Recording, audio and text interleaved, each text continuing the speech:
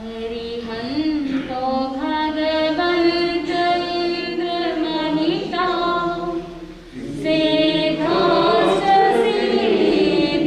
स्थिता आचार्या जिनशासनो नतिकरा पूज्या उपाध्यायिका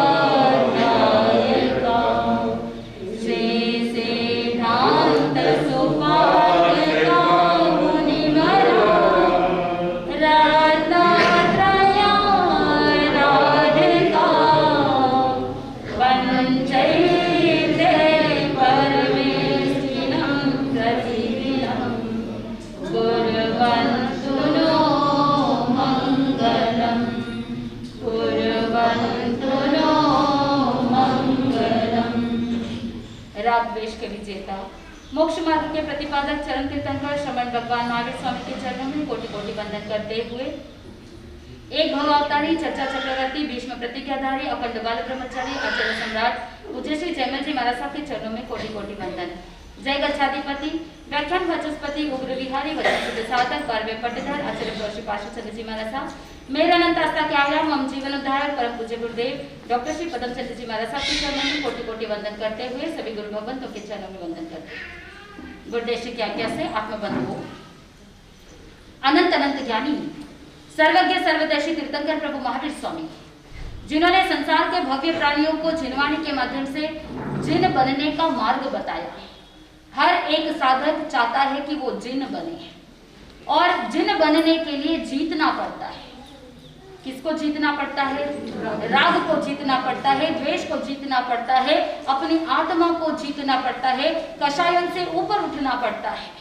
वही साधक जीत लेता है और जो साधक जीत लेता है वही एक दिन जिन बन जाता है।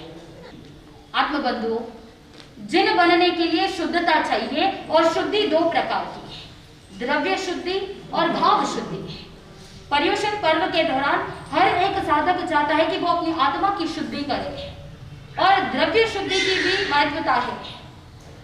आत्मबंधुओं द्रव्य शुद्धि केवल व्यवहार के लिए, वहां पर भी अनुकंपा की दृष्टि है, अनुकंपा जुड़ी हुई है। मन के अंदर ये चिंतन करना होता है कि एक अच्छा साधक यही करता है कि व्यवहार से यानी द्रव्य शुद्धि वो अपने शरीर की शुद्धि करता है, बाह्य शुद्धि का अनुसरण करता है मात्र एक अनुकंपा भाव से। क्योंकि अगर अशुद्धि रही तो वहां पर क्षुद्र जीवों की उत्पत्ति हो सकती है, तो उन जीवों की उत्पत्ति ना हो इसीलिए वो अनुकंपा भाव से बाह्य शुद्धि द्रव्य शुद्धि का ध्यान रखता है। और जो साधक मन के अंदर ये अनुकंपा भाव रखता है वही वास्तव के अंदर एक सच्चा साधक कहलाता है। कोई भी कार्य करता है तो वहां पर कौन से भाव जुड़े हुए हैं? अनुकंपा की भावना जुड़ी हुई है। पूज्य गुरुदेव डॉक्टर श्री पदम चंद्र जी महाराज साहब के मुखारविंद से सुना था भगवान महावीर स्वामी के आनंद कामदेव आदि 10 प्रमुख श्रावक हुए और उन 10 श्रावकों के अंदर जो 12 व्रत अंगीकार करते हैं उनमें से जो जो नियम उन्होंने अंगीकार किए उसमें बताया जाता है कि गले के अंदर पहनने के लिए फूलों की माला रखी गई है। आप सोचोगे कि फूलों की माला यानी वनस्पति का क्या हुआ? अरे बोल तो दीजिए, आपका दिमाग कहां जाएगा? आप यही सोचोगे कि फूल है सचित है, तो फिर कैसे? ज्ञानी जन कहते हैं कि आगमों के अंदर भी उल्लेख मिलता है जो नीचे गिरे हुए फूल होते हैं जो सचित नहीं, जिनके जीव वहां से चव जाते, मन के अंदर अनुकंपा दृष्टि कि अगर ये फूल नीचे गिरे हुए रहेंगे तो किसी के पैरों में कुचले जाएंगे, उन जीवों को तकलीफ होगी, उन जीवों की विराधना होगी। इसीलिए मन के अंदर अनुकंपा भाव रखते हुए बिल्कुल सहजता के साथ वो अपने गले के अंदर या उनके वस्त्र के अंदर धारण करते थे।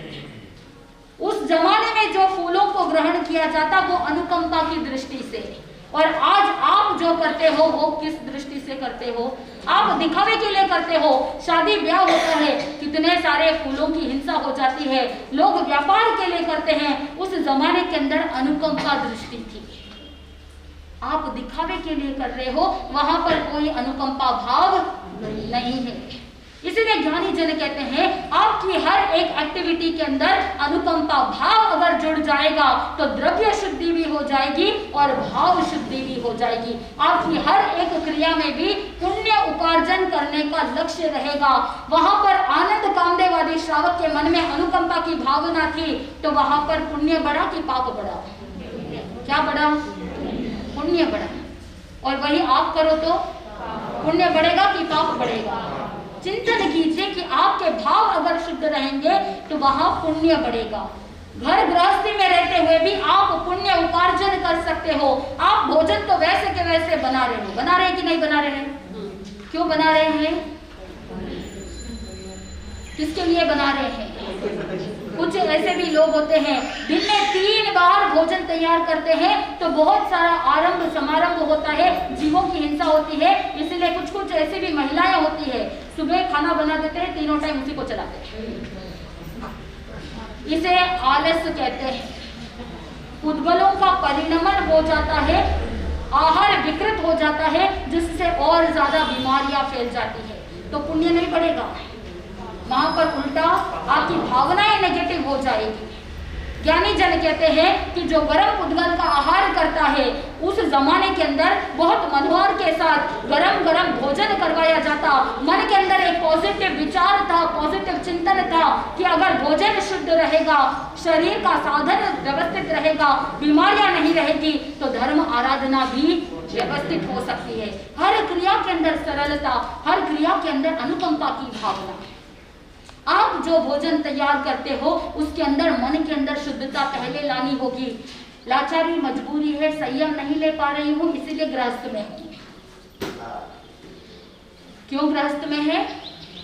क्योंकि अभी तक चारित्र मोह कर्म का उदय है, चारित्र मोह कर्म का क्षयोक्षम नहीं हुआ इसीलिए गृहस्थ में है। और जब तक गृहस्थ में रहना पड़ रहा है तब तक मेरी ड्यूटी है, तब तक मेरा कर्तव्य है, इसीलिए मुझे ये सारा कार्य करना पड़ेगा क्योंकि मेरे आश्रित सारे स्वजन है, परिजन है, परिवारजन है, इसीलिए मेरे कर्तव्य को कर्तव्य समझ करके कर रही हूँ। वहां पर आपको पाप बनेगा क्या? क्रियाएं हो रही है उसका दोष तो लग रहा है लेकिन जितनी तीव्रता होगी उतना तो तीव्र नहीं होगा क्योंकि वहां पर साथ में पुण्य जुड़ जाएगा। आपके मन में ये अहोभाव रहेगा, ये जो भोजन मैं तैयार कर रही हूँ इसमें जो भी सदस्य इसका उपयोग करेंगे उनके मन में धर्म की भावना बढ़े, उनके चिंतन में पॉजिटिविटी बढ़े, उनके जीवन में हर कार्य के अंदर सफलता प्राप्त हो, न्याय, नीति, प्रामाणिकता के साथ उनका जीवन आगे बढ़े। क्या ऐसी भावना के साथ अगर आप उस भोजन को तैयार करेंगे तो वो भोजन जहर होगा कि अमृत होगा? अमृत होगा। तो जितनी भी महिलाएं यहाँ पर बैठी है, पूज्य गुरुदेव डॉक्टर श्री पदम चंद्र जी महाराज साहब कहते हैं कि किचन तो आपके हाथ में है। क्या है आपके हाथ में? किचन, जहाँ पर किचकिच होती है। पुराने जमाने में रसोई कहते थे जहाँ पर रस का निर्माण होता था। आप रस का निर्माण करते हो या किचन के अंदर किचकिच करते हो? चिंतन कीजिए। पुराने जमाने के अंदर रस का निर्माण होता, मन के अंदर वो महिलाएं सोचती कि और कुछ तो मेरे हाथ में नहीं लेकिन अन्न पुण्य और पान पुण्य मेरे हाथ में। साक्षात अन्नपूर्णा मेरे हाथ में है तो मुझसे जितना बन पड़ेगा उतना मैं अन्न पुण्य और पान पुण्य का उपार्जन करूं। क्या आप कर सकते हैं कि नहीं कर सकते? कर सकते हैं। उसके लिए चाहिए भाव शुद्धि, द्रव्य शुद्धि शरीर के लिए, भाव शुद्धि आत्मा के लिए। उस जमाने के अंदर भाव शुद्धि इतनी अधिक होती, लोग वही सोचते। भगवान महावीर स्वामी का जो पहला भाव, आपने उसका वर्णन सुना कि किस तरह से नैसार के भाव में वो भी लकड़हारा था। लकड़हारा था, बढ़ई था, जंगल के अंदर लकड़ियां काट रहा था। लेकिन उस समय भोजन के समय में मुनिराज को देखा, तपती गर्मी के अंदर कड़ी धूप है और उस धूप के अंदर मुनिराज चल करके आ रहे हैं। मन के अंदर अहोभाव जागृत हो गया कि धन्य है ऐसे मुनिराज जो इस तपती धूप के अंदर नंगे पैर चल रहे हैं। ऐसे मुनिराज की सेवा करना मेरा अहोभाव होगा। अहोभाव के साथ उसने भोजन पानी पिला दिया। आत्मबंधुओं, ज्ञानी जन कहते हैं कि वहां पर नैसार के मन में जो अहोभाव आया था, मोहा मोहनीय कर्म के जो 70 कोड़ा कोड़ी सागरोपम की जो स्थिति होती है, अहोभाव आने के कारण से उन 70 कोड़ा कोड़ी सागरोपम के कर्म क्या हो गए? समाप्त हो गए, संसार परिभ्रमण सीमित हो गया। क्या आपके अंदर वो अहोभाव है? आज के जमाने के अंदर वो अहोभाव रहता ही नहीं है। वहां पर तो हठाग्रह रहता है, वहां पर तो आग्रह रहता है, और कहेंगे गुरु भगवंतों को, गुरुदेव अगर आप मेरे घर नहीं आओगे गोचरी के लिए तो मैं प्रवचन में नहीं आऊंगा। कहाँ गया वो अहोभाव? नैसार के भाव के अंदर उस नैसार का कितना अहोभाव था। मन ने यह नहीं सोचा कि मुझे क्या करना है, बस अहोभाव से गोचरी बिरा दी। लेकिन आज की तारीख में अहोभाव समझते ही नहीं है। अगर वो अहोभाव आ जाए तो कर्म बंधन समाप्त हो जाएगा, संसार परिभ्रमण सीमित हो जाएगा। लेकिन आप तो वहां पर क्या करते हो? गणित लगाते हो। अगर गुरु भगवंत गोचरी के लिए आए, जितनी बार आए उतनी बार आप क्या करोगे? स्थानक में आओगे, प्रवचन में आओगे। और तो और आपको निमंत्रण देना पड़ता है। बार बार श्रावक गण, पदाधिकारी गण निमंत्रण देते हैं, भाई साहब पधारो। एहसान कर रहे हैं क्या? चिंतन कीजिए। अगर धर्म स्थान में आप आते हो, आप किसका एहसान कर रहे हो?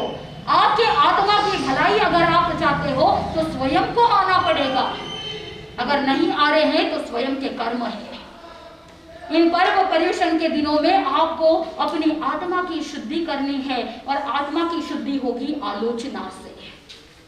आलोचना, लोचन का मतलब होता है देखना, आ का मतलब होता है सम्यक प्रकार से देखना होगा कि मैं पूरे वर्ष भर में कभी मैंने गुरु भगवंतों के सामने आग्रह तो नहीं किया, कभी मैंने दुराग्रह तो नहीं किया, कभी मैंने हताग्रह तो नहीं किया, कभी मैंने अपनी जिद तो नहीं पूरी करने की कोशिश की, कहीं मैंने अपने गुरु भगवंतों की अविनय आशातना तो नहीं की, कहीं मैंने गुरु भगवंतों के या किसी भी साधु संतों की कोई अवर्णवाद तो नहीं किया, किसी की निंदा भी कथा तो नहीं की। साधु संतों के अलावा भी दूसरे घर गृहस्थी के जितने भी लोग होते हैं, कहीं किसी व्यक्ति की निंदा तो नहीं की। आज चिंतन करना है, क्योंकि पर्युषण का आज कौन सा दिन है? छठा दिन।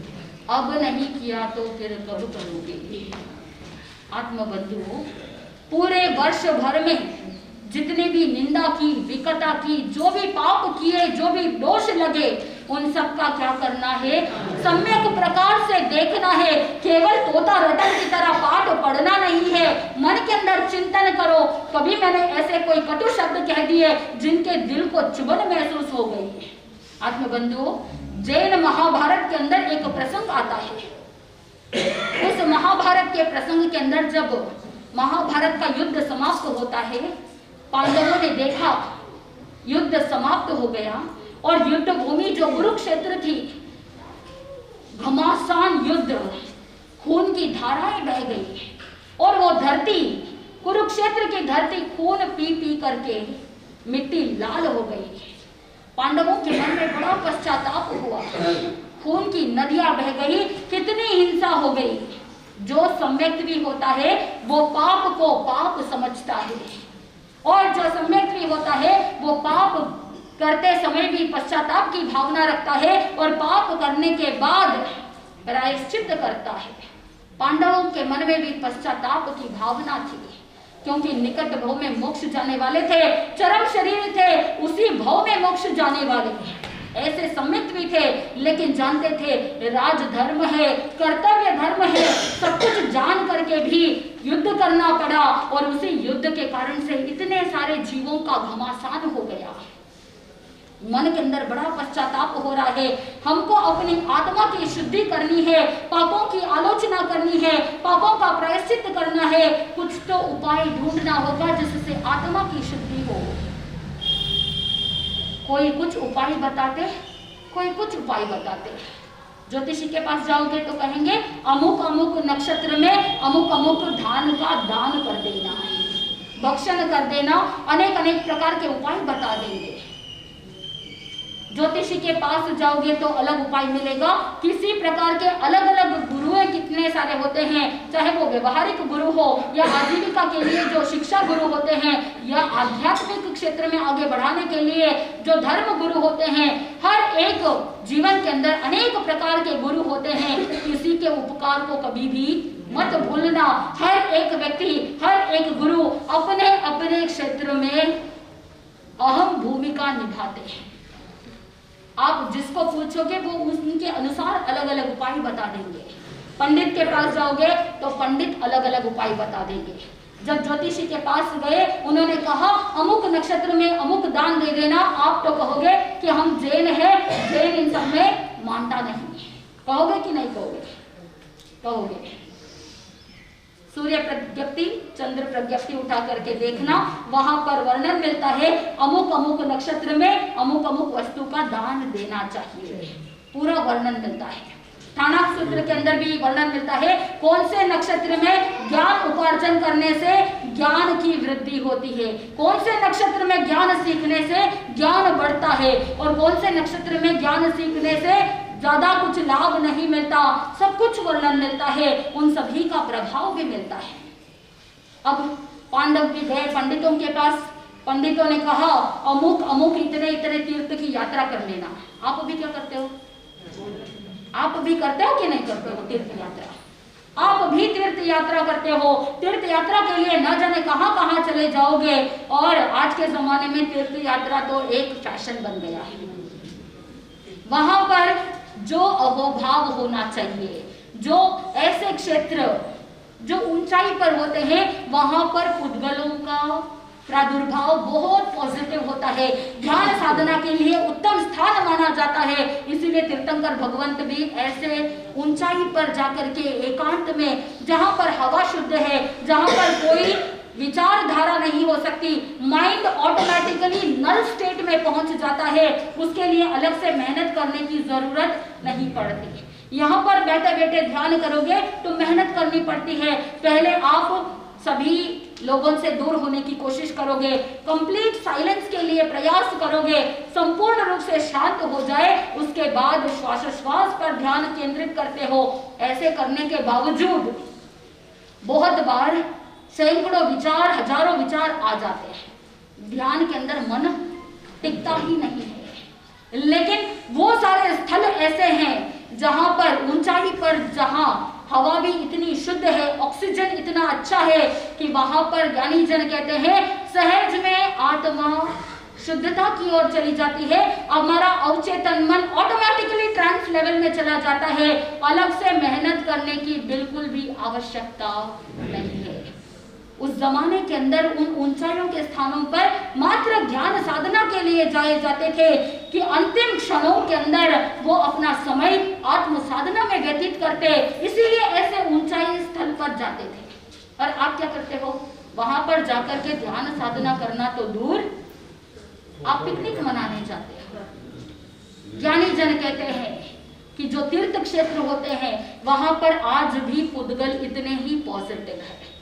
बस आपको पॉजिटिव होने की जरूरत है, आपको अपने मन की शुद्धि, आत्मा की शुद्धि की आवश्यकता है। पांडवों को कह दिया, और उस समय पांडव गए श्री कृष्ण वासुदेव के पास। श्री कृष्ण के पास जाकर के कहा कि हम अमुक अमुक तीर्थ क्षेत्र के लिए जा रहे हैं, पाप बहुत हो गया, हिंसा बहुत हो गई, इसीलिए अब क्या करना चाहते हैं, पाप को धोने के लिए तीर्थ यात्रा करेंगे, नदी में डुबकी लगाएंगे तो पाप धुल जाएंगे। अगर नदी में डुबकी लगाने से सारे पाप धुल जाते तो दुनिया में कोई पापी व्यक्ति तो रहता ही नहीं। ये बोध देना था श्री कृष्ण वासुदेव को, इसीलिए श्री कृष्ण वासुदेव ने एक तुम्बी ला करके दे दी। एक काम करो कि मैं तो तुम लोगों के साथ चल नहीं सकता, इसलिए एक काम करो, ये तुम्बी लेकर के जाओ, तुम जहां जहां तीर्थ स्थल में जाओगे, जहां जहां तुम डुबकी लगाओगे, इस तुम्बी को भी क्या कर देना, डुबकी लगा देना, और उसके बाद मैं भी अपनी आत्मा की शुद्धि ऐसे ही कर लूंगा। पांडव लेकर के गए तुम्बी को, नगर नगर डगर डगर जाते जाते पूरा तीर्थ स्थल यात्रा कर ली, और उस तुम्बी की भी यात्रा हो गई। पांडव आकर के कहते हैं श्री कृष्ण वासुदेव को कि हे वासुदेव, आपने कहा था कि तीर्थ स्थल करने के बाद, तीर्थ यात्रा के पश्चात आप क्या कर देना, तुम्बी ला करके मुझे दे देना। अब ये तुम्बी शुद्ध हो गई है, हम भी तीर्थ स्थल जा करके आए, हम भी अपना पाप धो करके आ गए।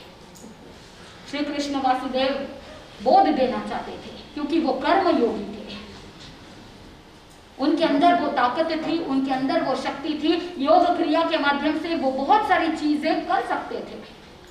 उन्होंने कहा इस तुम्बी को क्या कर दो, पीस दो। तुम्बी मेटल का है, पीस दिया, पीसने के बाद पाउडर हो गया। अब पाउडर होने के बाद उसकी जैसे चटनी हो गई, तो सबको थोड़ा थोड़ा बांट दिया। भाई ये तुम्बी शुद्ध हो चुकी है, तीर्थ यात्रा करके आई है। जो जो तीर्थ यात्रा करने के लिए नहीं जा पाए वो क्या कर सकते हैं, क्या कर सकते हैं, इसका थोड़ा थोड़ा अगर खा लेंगे तो फिर आत्मा शुद्ध हो जाएगी। सबको थोड़ा थोड़ा दिया, पांडवों को भी दिया, बचा कुचा थोड़ा कुछ अशुद्धि रहेगी तो शुद्ध हो जाओगे। जैसे ही थोड़ा सा मुंह में डाला कि वो बहुत कड़वा था, इतना कड़वा था कि श्री कृष्ण को कहने लगे ये तो बहुत कड़वा है, ये तो नहीं खा सकते, इसको कौन खाता है।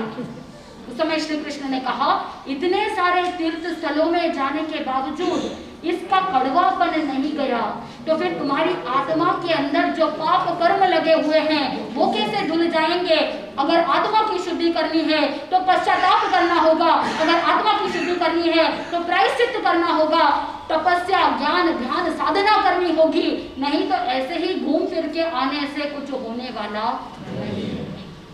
आत्मबंधुओं, आप भी आलोचना करते हैं और एक तरफ भगवान महावीर स्वामी जिसका उद्धार करने के लिए चले हैं उत्तरवाचाल, उस श्वेतांबिका नगरी के बाहर, वहां घने जंगल के अंदर प्रभु महावीर स्वामी उस कनकखल आश्रम के पास जो बांबी थी, चंडकोशिक सर्प की बांबी, वहां पर ध्यानस्थ खड़े हैं।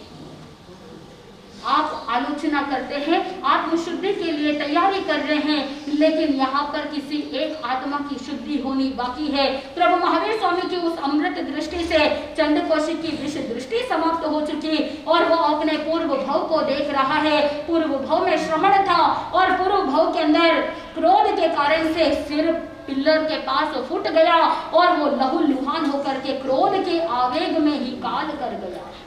और वहां से क्योंकि श्रवण के जीवन के अंदर बहुत तपस्या की थी, इसलिए आज ज्योतिषी देव बना। वहां से वापस चव करके वही जीव कनककल आश्रम के अंदर कौशिक नाम का एक युवक बना। आत्मबंधुओं, कनकखल आश्रम के अंदर कुलपति जी का पुत्र बनता है और उसका नाम रखा गया कौशिक। बचपन से ही बहुत उद्दंड, बचपन से ही बहुत उग्र स्वभाव, इतना क्रोध, और जैसे ही यौवन अवस्था को प्राप्त करता है तो वो 500 तापसों का अधिनायक बन जाता है। अब वो कनकखल आश्रम का अधिपति बन गया, नायक बन गया और सबके लिए वो दुखदाई भी बन गया, क्योंकि बहुत उग्र स्वभाव, इतना क्रोधी कि कहीं कुछ उल्टा सीधा हो जाए तो वो सीधा कुल्हाड़ी लेकर के मारने को दौड़ता है। वो कौशिक, क्योंकि उसका स्वभाव रुद्र था, सभी लोग उसे कहने लगे चंड कौशिक। उस कनकखल आश्रम के प्रति इतनी आसक्ति थी कि वहां पर अगर कोई एक पत्ता भी उठा ले तो उसको कुल्हाड़ी लेकर के मारने के लिए आगे बढ़ जाता है। सभी तापस भयभीत थे, एक भी पत्ता वहां से कोई भी उठा नहीं सकता, कोई भी उस चंड कौशिक के खिलाफ कुछ भी नहीं कर सकते। ऐसी परिस्थिति के अंदर एक बार कुछ काम से चंड कौशिक कहीं बाहर गया हुआ था और इस श्वेतांबिका नगरी के जो राजकुमार थे, बालक थे, वो अपने दोस्तों के साथ, मित्रों के साथ उस कनकखल आश्रम के पास जंगलों के अंदर खेलने के लिए आए। वहां पर वो किलकारियां मारते और किलकारियां मारते मारते अनेक कच्चे फल, पक्के फल तोड़ने लगे, नीचे गिराने लगे। जहां पर एक भी पत्ता कोई भी तोड़ नहीं सकता, ऐसे में वो राजकुमार और उनके सारे मित्र किलकारियां मार करके क्या कर रहे हैं, पत्ते तोड़ रहे हैं, फूल तोड़ रहे हैं और पत्तों को नीचे गिरा रहे हैं। चाहे कच्चे फल हो या पक्के फल, सभी जंगल के अंदर बिखेर दिया। आश्रम तहस नहस को आ गया था। ऐसी स्थिति जैसे ही चंड कौशिक आता है और देखता है कि यहाँ पर ऐसी हालत हो गई है, बहुत ज्यादा गुस्सा आया, उठाई कुल्हाड़ी और उन राजकुमार और उनके मित्रों को पीटने के लिए, मारने के लिए दौड़ने लगा। जैसे ही दौड़ रहा था मारने के लिए तो राजकुमार और सारे मित्र भयभीत हो गए, कांप उठे और वहां दौड़ने लगे। आगे आगे राजकुमार और उनके मित्र दौड़ रहे हैं, पीछे पीछे चंड कौशिक हाथ में कुल्हाड़ी लेकर के दौड़ रहा है और मजा चकाने के लिए तालियां पीट पीट करके वो दौड़ा रहे हैं। चंड कौशिक को और ज्यादा गुस्सा आया, देख रहा है कि राजकुमार और सारे मित्र कहाँ दौड़ रहे हैं। उनको देखने के चक्कर में दृष्टि सारी उनकी तरफ थी, तो नीचे देखा नहीं, बहुत बड़ा गड्ढा था, वो वहीं पर गड्ढे में गिर गया और उस गड्ढे के अंदर गिरते समय हाथ में कुल्हाड़ी थी तो सिर पे लगी और सिर के टुकड़े टुकड़े हो गए। अंतिम समय में क्रोधाग्नि थी, क्रोध के आवेश में मृत्यु हुई, इसीलिए वहां पर अर्थ ध्यान रौद्र ध्यान था और कनकखल आश्रम के प्रति आसक्ति होने के कारण से वो वहीं पर उसी आश्रम के पास चंड कौशिक नाम का सर्प बनता है, यानी सर्प योनि में जन्म लेना पड़ता है। क्रोध करेंगे तो क्या करना पड़ेगा? अरे बोल तो दीजिए। अगली बार महाक्रोध, बड़ा क्रोध करने से पहले सोच लेना सामने वाले को फायदा होगा या नहीं होगा। स्वयं के क्रोध से स्वयं का ही नुकसान है। चंड कौशिक जो पहले श्रमण थे, लेकिन उनके क्रोध के कारण से भव बिगड़ गया, भव भ्रमण बढ़ गया और उस समय वो चंड कौशिक सर प्रभु की तरफ देखते हुए जाति स्मरण ज्ञान को प्राप्त करता है और अपने पूरे भवों को देख रहा है कि वहां पर मन के अंदर पश्चाताप की भावना जागृत हुई। कहाँ तो मैं श्रमण था और कहाँ मैं अब सर्प योनि में आ गया। और वो क्रोध, पहले जो क्रोध किया था, कहाँ वो क्रोध, अभी भी वो क्रोध शांत नहीं हुआ। इस जंगल के अंदर कितने लोग घूमते थे, ऐसे जनाकीर्ण जंगल को भी मैंने अपने विष के कारण से निर्जन बना दिया। कोई लोग आते जाते नहीं और कितनी शुद्ध हवा थी यहाँ पर, लेकिन मेरे विष के कारण से पूरा वातावरण विषाक्त बन गया है। ऐसे सारे जो कार्य हुए हैं मेरे ही क्रोध के कारण से हुए हैं, इसीलिए मुझे तो क्या करना चाहिए, ऐसी जिंदगी जीने से क्या फायदा। मुझे तो अब भगवान महावीर स्वामी के चरणों में नतमस्तक हो जाना चाहिए। अपने आप को सरेंडर कर दिया और वो चंड कौशिक सर्प प्रभु महावीर स्वामी के चरणों में जा करके नीचे झुक जाता है। वो पत्थर दिल पिघल गया।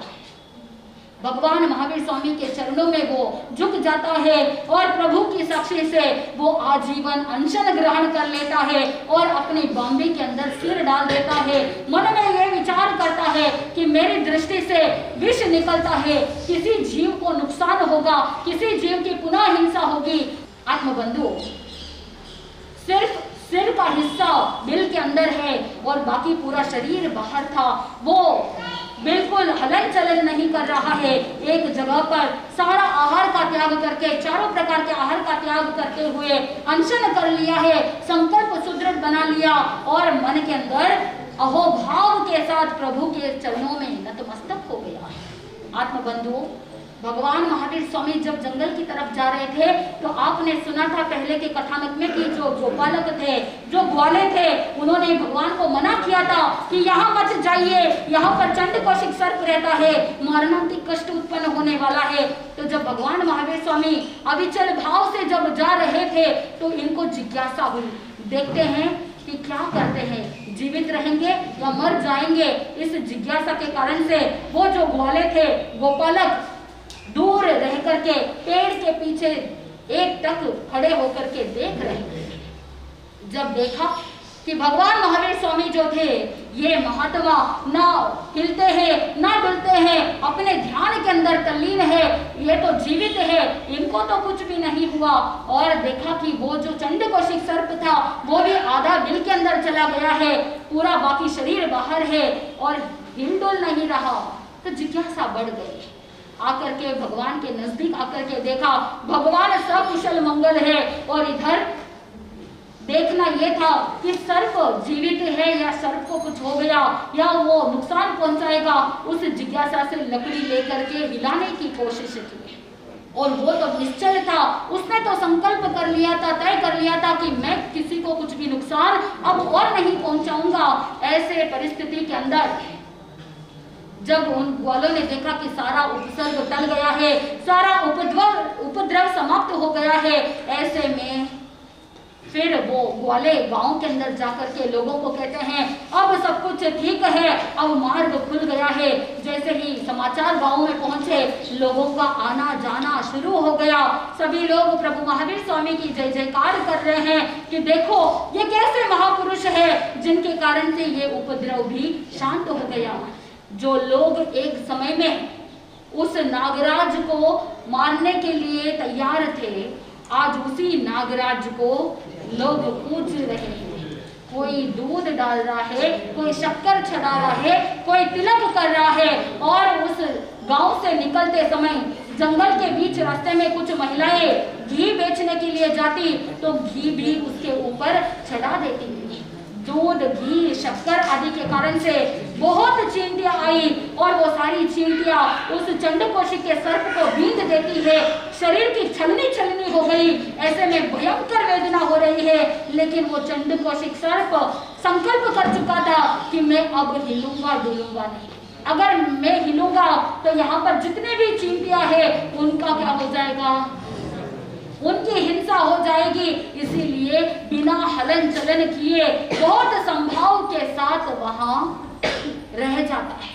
आत्मबंधुओं, प्रभु महावीर स्वामी का सहयोग मिला, प्रभु महावीर स्वामी का सानिध्य मिला, प्रभु महावीर स्वामी से परिचय हुआ, तब जाकर के आत्मा का कल्याण हुआ, आत्मा की उन्नति हुई। अगर प्रभु महावीर स्वामी नहीं होते तो उस चंडकोशिक सर्प की और अधोगति हो जाती है। अब प्रभु महावीर स्वामी ने चंडकोशिक का तो उद्धार कर दिया। अब प्रभु महावीर स्वामी वहां से विहार करते हैं और विहार करके उत्तर वाचाल की ओर जाते हैं। और उत्तर वाचाल की तरफ जाने के समय में प्रभु महावीर स्वामी को 15 उपवास की तपश्चर्या है। अब भगवान महावीर स्वामी का पालना होगा, कहाँ पर होगा, किसको ये लाभ मिलेगा। और उसके बाद प्रभु महावीर स्वामी को दूसरा चातुर्मास भी करना है, श्वेतांबिका नगरी से उत्तर वाचाल जाना है, बीच में सुरभिपुर भी आता है। और बाद में प्रभु महावीर स्वामी नौका की यात्रा भी करते हैं। वो नौका की यात्रा कैसी होगी, किस प्रकार का बवंडर आने वाला है, और क्या मुनिराज नौका की यात्रा कर सकते हैं, आगम के गर्त के अंदर क्या रहस्य छुपा हुआ है, कौन से क्षणों में, क्या इसी परिस्थिति के अंदर मुनिराज नाव की यात्रा कर सकते हैं। और नाव की यात्रा के अंदर भी विधि विधान है कि मुनिराज को कैसे यात्रा करनी चाहिए। ये सारा का सारा प्रसंग जैसे जैसे आप सुनेंगे, आपके जीवन के अंदर भी बहुत सारा ज्ञान उद्घाटित होगा। और जिस साधक के भीतर ज्ञान जागृत होगा वो अपनी आत्मा की जागृति करते हुए आत्मा की शुद्धि को प्राप्त करेगा। और जिसकी आत्मा शुद्ध हो जाएगी वो एक दिन सिद्ध बुद्ध और मुक्त भी हो जाएगी। आत्मा को परम आनंद की प्राप्ति होगी। उन्हीं मंगल भावनाओं के साथ आनंद ही आनंद। बोले श्री जैन धर्म की।